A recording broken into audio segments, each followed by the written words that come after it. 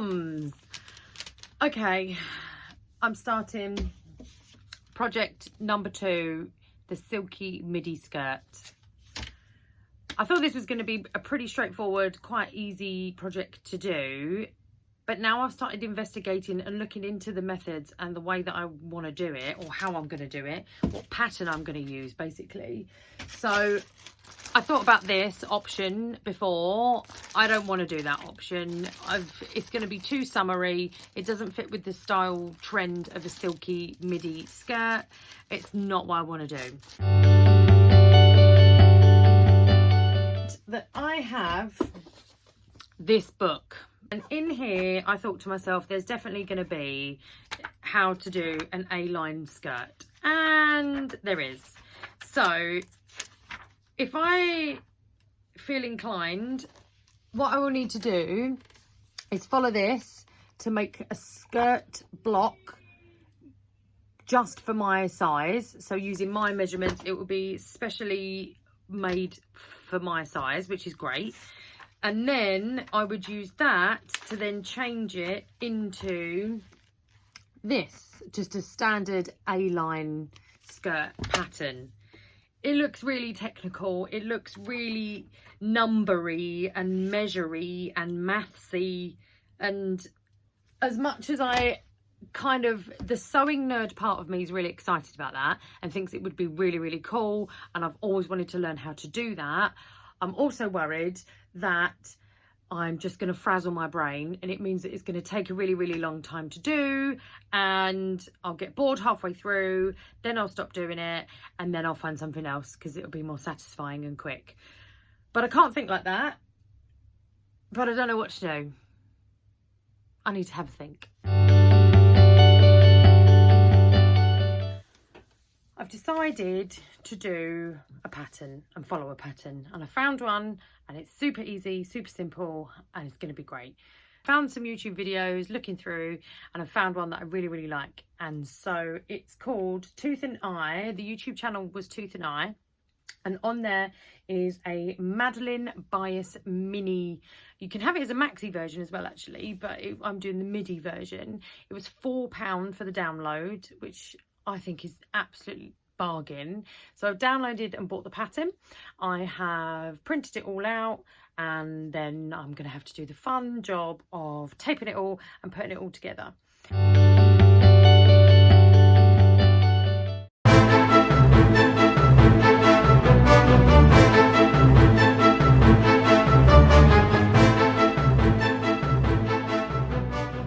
Sizing. This is a part that I always really hate doing in patterns and garment making, sewing, whatever you want to call it. So this one, I've done my measurements. I've done my waist measurement of where I comfortably wear clothes, and I've done my hip measurement, so around the biggest part of your bum.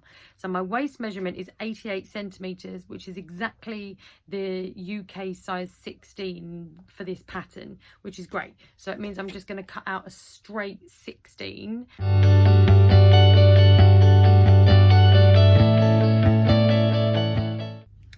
Right, we are at sewing stage. So both my pieces are cut out, and I have pinned together so far, which I've just realised actually I need to undo, because this has got French seams, and I love French seams because then you don't have to worry about any other seam finishing, which sometimes I don't like doing. I actually love a French seam for that reason. So this pattern has got French seams in to do, which is fab, but I've just realised because it's a habit, I've pinned right sides together instead of with French seams, you pin wrong sides together first and then sew, flip, sew again. Anyway, what I wanted to just do was talk about doing a test sewing piece. So I always check out my stitching first before I do it on to my actual garment, because if you've got all the settings wrong, the stitching is going to be wrong, you're not going to realise that until it's too late, and then have to unpick, etc, etc. And luckily, having a look in my thread stash, I have the perfect colour as well. which is great because it means I don't have to go out. It means I can carry on with doing it, and I can actually show you some sewing.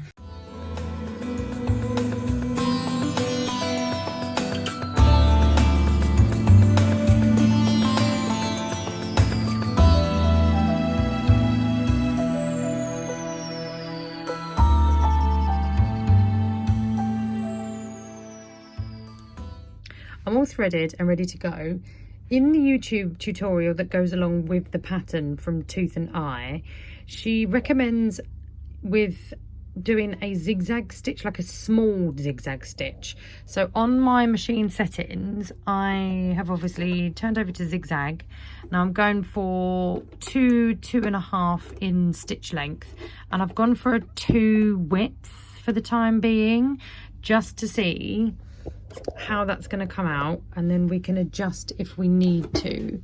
So let's have a little look and see how that comes out.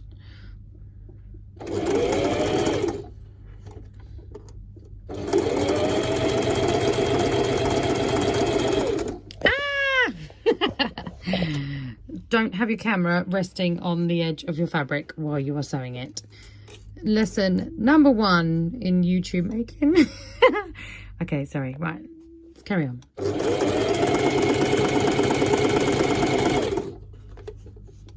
I am not a pin sewer, by the way. You will always see me removing pins when sewing because I'm too scared.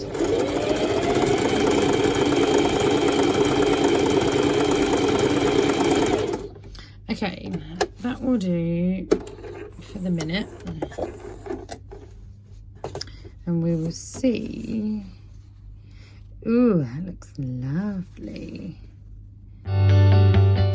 I've sewn it the first way of the French seam as the test piece, so that is right sides, so wrong sides together. I've sewn the small zigzag all along. I've trimmed close to the stitching, and I'm just folding the other way, and I'm just going to do a test again with the iron. And I do like to press the French seam this way first to make sure that this really going to be as flat as possible when you turn the other way, to then do the second line of stitching. So I'm literally just using my little tabletop setup to press. Now that makes the fabric quite crisp. Ooh, it's very crisp and nice, which is cool because it means it's going to hold a bit better then when it comes to me doing this second stitch line, which I'm going to do now.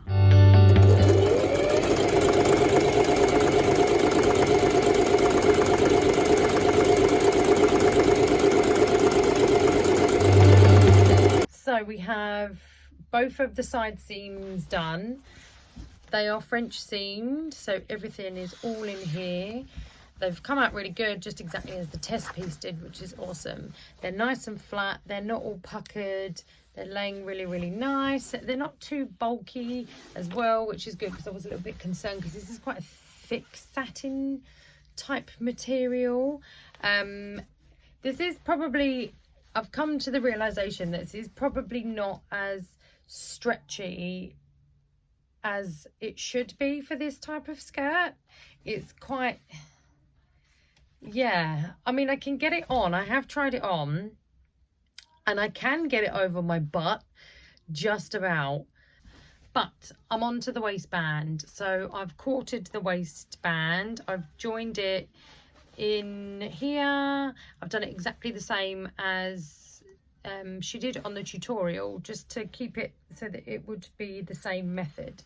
So I'm going to put this in, flip it over and do it the same, and then we'll see where we are.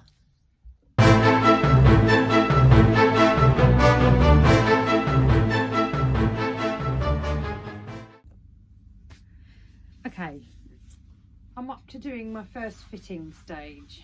So I've put the waistband on. So the waistband is on here, and it's kind of just a fold over once job, and then it's stitched in the ditch down either side to kind of hold it on.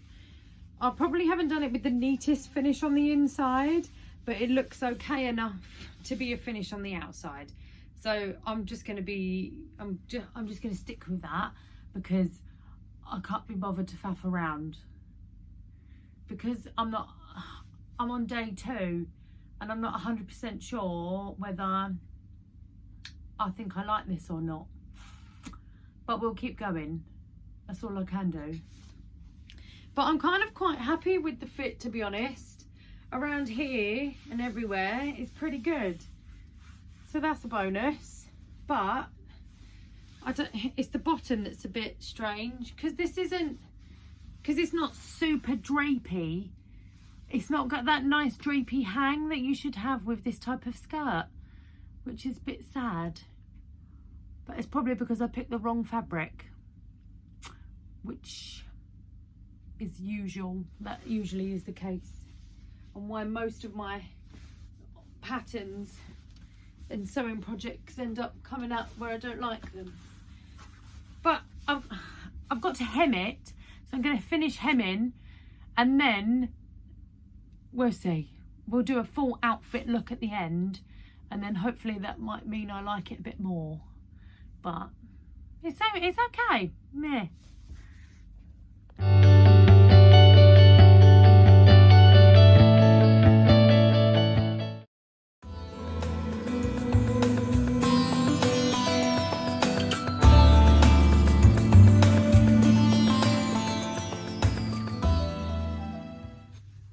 To sum it up, overall, things I'm grateful for: not attempting to try and make my own pattern blocks and then work it out. That is for another time, when I have more time in my life, I think, to dedicate to it. So I'm glad I found a pattern to use. The pattern was really easy. So again, it was the Tooth and Eye Madeline skirt pattern. It was really easy, a really good price, easy to follow. The video on YouTube to follow the instructions along makes it super handy. There's not a lot to it. It's really beginner friendly as well. So overall, not a bad project. I might make another one day in a fabric that it's actually supposed to be made in. We'll see. See you soon.